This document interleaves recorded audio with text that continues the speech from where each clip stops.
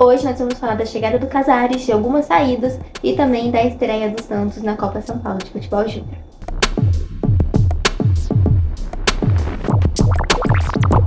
Oi, eu sou a Esté, sejam bem-vindos a mais um vídeo do canal. A gente já vai começar nesse vídeo falando sobre a chegada do Casares. Ele assinou com o Santos até o final da temporada. Eu já havia feito um vídeo aqui falando, sobre a provável vinda dele para o Santos. E nesse vídeo eu dei alguns números do Casares para vocês. Em 27 jogos da temporada passada, ele deu 2 assistências. Eu ainda disse que de todos os nomes que poderiam chegar, que eu falei naquele vídeo, no caso, ele era o que menos me entusiasmava por conta de todo o histórico recente dele. Mas, como eu também havia dito naquele vídeo, cada time é um time, então pode ser que no Santos ele dê certo, pode ser que no Santos ele consiga desempenhar um bom futebol, e isso vai depender única e exclusivamente dele, E já partindo para falar das saídas, a gente vai falar então do Lucas Barbosa. O Santos anunciou nessa última quinta-feira, o empréstimo dele ao Juventude, empréstimo de 1 ano até o final da temporada. O Lucas Barbosa foi um jogador que se destacou bastante quando jogou a Copa São Paulo, acabou ficando de fora da final, Ele era um dos jogadores mais artilheiros do time naquela época, ficou de fora da final contra o Palmeiras e a gente acabou perdendo. Mas quando ele sobe pro profissional, ele começa ali em meio às reservas, obviamente, E quando entra em campo, faz bons jogos. É um jogador esforçado, inclusive era um jogador que eu gostava bastante de ver no Santos, porque quando ele entrava, a gente conseguia extrair alguma coisa dele em campo, Nem que fosse só na vontade. Só que depois de passados uns jogos, quando o Santos, de forma geral, caiu de rendimento, o Lucas Barbosa parou de jogar. Então, depois acabou parando de entrar em campo, Aconteceu o que aconteceu. Os caminhos do Santos e dele acabaram indo para rumos diferentes. Então, nessa temporada, vai jogar pelo Juventude. Outro anúncio que o Santos fez também nessa quinta-feira foi a venda do goleiro John para o Botafogo. O John, que ele teve um desentendimento com o Santos, na época que ainda era reserva do João Paulo. Ele não queria ser reserva, queria sair do Santos. Acabou sendo emprestado para o Internacional depois de um tempo. Ele ficou um tempo na reserva, depois foi para a titularidade, mas depois acabou indo para a Espanha jogar no Real Valladolid. E dessa vez, em definitivo, o Santos e o Botafogo acertaram a ida do goleiro para a equipe carioca, já que ele já não queria jogar no Santos mais, ele não queria vir para o Santos também para ser reserva. E se assim, cá entre nós, se ele não queria jogar no Santos nem quando estávamos na Série A, imagina jogando a segunda divisão. Então, o John é mais um jogador que se despediu do Santos de forma definitiva. Nossa, ontem foi um dia de saídas, porque além do Joe e do Lucas Barbosa, o Santos também anunciou a saída do Pirani. O Pirani, ele estava emprestado pelo DC United dos Estados Unidos, um time que joga a MLS lá, e ele estava emprestado. O contrato de empréstimo dele acabou no dia 31 de dezembro e o time norte-americano resolveu exercer o poder de compra. O Pirani é um jogador que eu gosto bastante, mas eu fiquei bem decepcionada com a passagem que ele teve, no profissional do Santos, porque eu acho que o momento não era propício para o jogo que o Pirani apresentava. Tanto é que em alguns momentos do início ali da carreira dele no profissional, ele foi muito cobrado pela torcida por um momento que não dependia nem dele, O Pirani não era o grande responsável do Santos brigar para não cair num campeonato paulista, por exemplo, mas cobraram dele como se ele fosse o grande responsável.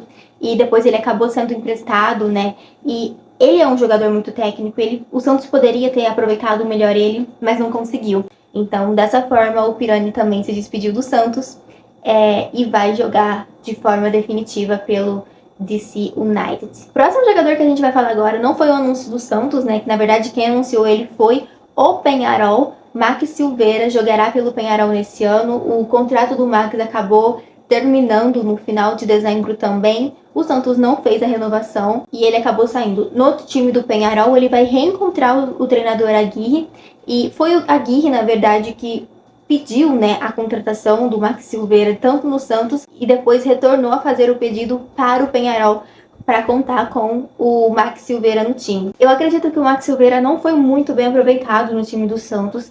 Nas vezes que ele entrou, eu gostei muito do que eu vi em campo por parte dele, mas ele teve muita pouca oportunidade também. Ele chega no momento onde o time, enfim, tá com uma pressão absurda ali por conta do risco de rebaixamento e tudo mais. Então eu acredito que se o Max tivesse chegado em um outro momento, a gente poderia ter aproveitado muito melhor ele.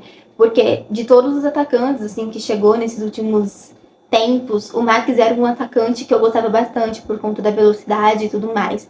Então eu fiquei um pouco decepcionada dele não ter sido aproveitado da forma que poderia, mas enfim, ele também já não é mais jogador do Santos. E o último anúncio de saída do dia foi a venda do Marcos Leonardo para o Benfica, time aí de Portugal. Eu havia comentado com vocês no último vídeo, né, que o diretor desportivo de Portugal, Rui Pedro Braz, esteve no Brasil, esteve em Santos, conversou com o Marcelo, fez uma proposta e ambos os times ali fecharam um acordo e a venda foi concretizada e o Santos fez o anúncio nessa quinta-feira, né? O Marcos Leonardo, que em 168 jogos fez 54 gols e deu 9 assistências. A passagem dele acabou ficando muito marcada pelo final dela, né?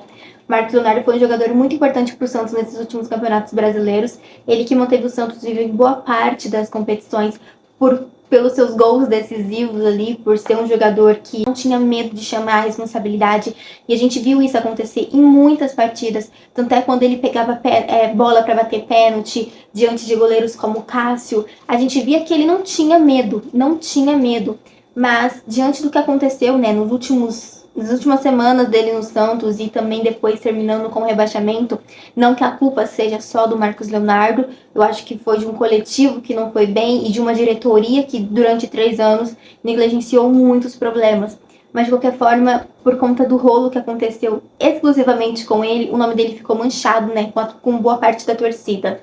Mas, de qualquer forma, a gente deseja sorte ao Marcos Leonardo, porque, querendo ou não, independente do término não ter sido tão bom assim, o contexto como um todo, o Marcos Leonardo foi importante para o Santos, sim, em muitos anos aí que ele vestiu a camisa do Santos. Agora vamos falar de Copa São Paulo de Futebol Júnior, porque o Santos estreou ontem em Diadema com vitória de virada. Gente, estava caindo uma chuva que só por Deus mesmo. O campo estava alagado, a bola parava toda hora em poça d'água. Foi um jogo bem feio de se ver, mas o Santos conseguiu sair com a vitória. No primeiro tempo, foi o primeiro tempo onde o Santos teve boa parte das ações ofensivas. Miguelito acertou a bola na trave. O Santos teve um gol anulado com o Gabriel Bontempo, né, por impedimento. Miguelito foi um dos grandes nomes do primeiro tempo do Santos, né, fez a bola chegar bastante ali, trabalhou muito bem. E os toques, os passes do Santos, às vezes ficavam pelo caminho por conta do gramado ruim, mas de qualquer forma foi um primeiro tempo muito bom do Santos. No segundo tempo o Remo volta um pouquinho melhor e acaba depois de uma falha do nosso zagueiro, do Balieiro, fazendo o primeiro gol da partida, mas na sequência a gente consegue empatar com o Enzo Monteiro de cabeça e no finalzinho ali da partida o Enzo Monteiro mais uma vez de cabeça faz o segundo do Santos, o gol da virada, e que deu a vitória para o Santos. O Miguelito ainda desperdiçou uma cobrança de pênalti no segundo tempo, né? Ele cobrou o pênalti e o goleiro acabou defendendo. Mas, de qualquer forma, diante de todas as circunstâncias que teve o jogo, do gramado horrível, da chuva que estava caindo e que não parava mais, foi um bom jogo do Santos. Infelizmente, não conseguiu aproveitar todas as oportunidades que teve, porque se tivesse aproveitado, poderia ter saído com um placar muito mais tranquilo e elástico do jogo de ontem, né? Abrindo uma vasta margem ali de saldo de gols, mas não conseguiu isso. Só que o que importa também é os 3 pontos e torcer, né? Para que no próximo jogo a gente também consiga sair com a vitória. Bom, o próximo jogo do Santos agora é no dia 7, diante do Nova Venécia. O Santos, que tem sede em Diadema, tá no grupo 26. O outro jogo do grupo, entre Água Santa e Nova Venécia, ficou 4-0 pro Água Santa. Então, um placar bem considerável. E por conta do saldo de gol, né, na tabelinha ali, o Água Santa tá na nossa frente, a gente tá em segundo do grupo. Mas é isso, gente. Me conta aí o que vocês acharam da chegada do Casares e das saídas que a gente teve aí. E também se vocês gostaram do resultado e do jogo que vocês assistiram na Copa São Paulo de Futebol Júnior. Eu vou ficando por aqui. Se você não for por aqui ou se você já me acompanhou há algum tempo, mas ainda não é inscrito, aproveita esse momento para se inscrever. Um beijo para vocês e até o próximo vídeo. Tchau!